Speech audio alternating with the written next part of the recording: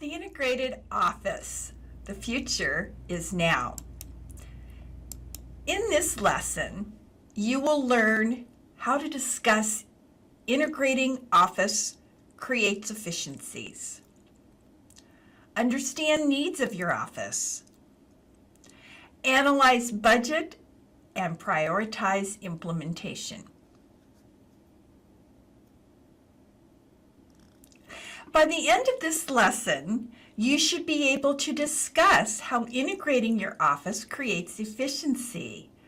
You'll understand the needs of your office, and you'll be able to analyze your budget and prioritize implementation. The evolving office, your software should include the 3 M's: tools that help you meet, tools that help you manage, and tools that help you measure. So integration is important because you want your team and the technology on the same page. It makes everything so much more efficient. You can offer virtual meetings, and your team can support other functions. Imagine if somebody's out sick, they don't have to change desks. They don't have to switch softwares. They can seamlessly go between one software and another. And that technology integration will save you a lot of time and help everybody on your team be able to talk to one another. It's necessary for compliance. When you're keeping records, you want to be able to organize your messages, and you want to be able to respond immediately or delegate. And in order to do that, you have to have a system that everybody can access. You want to be able to store a copy for your books and records in case you're audited and to meet those compliance requirements. Client touches can be tracked, so you'll know when somebody's talked to a client and how often and what the conversation involved. And it gives you some oversight. So if you have a staff member take a service request from a client, you can review it, and you don't have to log into something different from your position.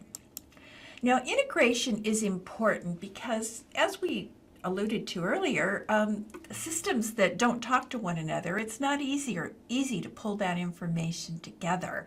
I imagine if somebody calls in and they want money from their IRA, you have to go to a different system to see their age and have they met their RMD, the required minimum distribution, and maybe a different system still to free up the money.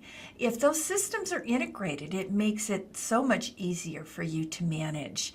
It's also difficult to understand if information is incomplete or outdated. For example, if your client relationship management software has the beneficiary information and your information on their particular, say, retirement account reflects the former spouse or something else, the two systems not talking to one another could cause a real error when you talk to the client later. So you want to make sure everything matches and everything integrates and that you can look at those systems together.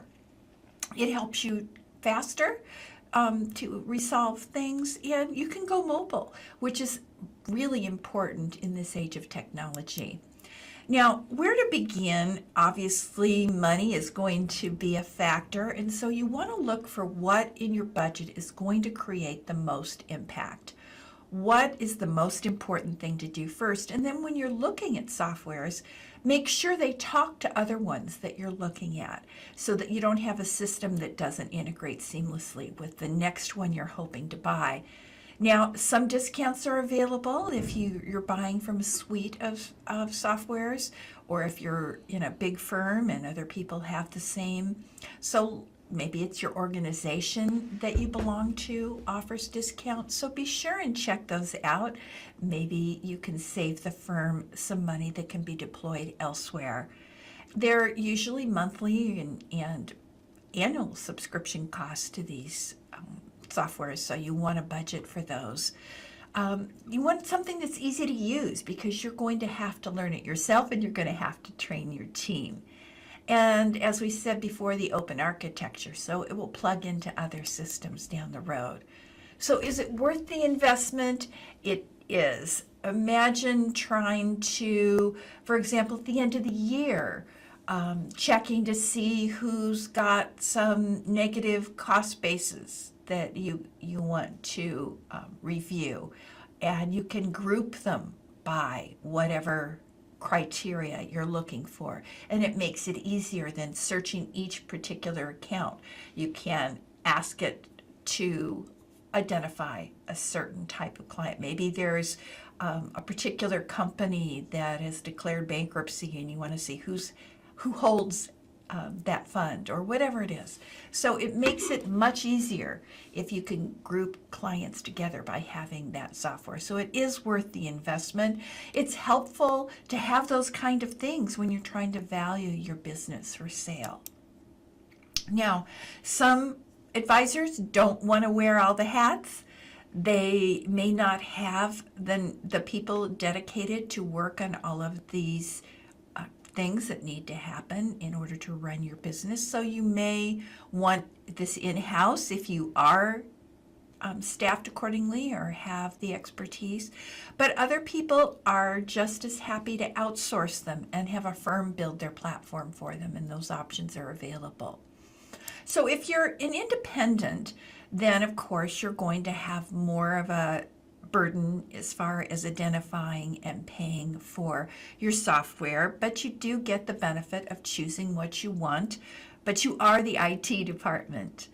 In a wirehouse or a broker-dealer, those softwares and platforms are provided for you. Support's just a phone call away, and you're getting a discount for those packages because of the scale and number of people using all the same thing. So asset management software is one of the things you'll want to have. You'll use it for financial planning, for risk profiling, performance reporting, for trading, for sending out client statements, to sharing those files, rebalancing.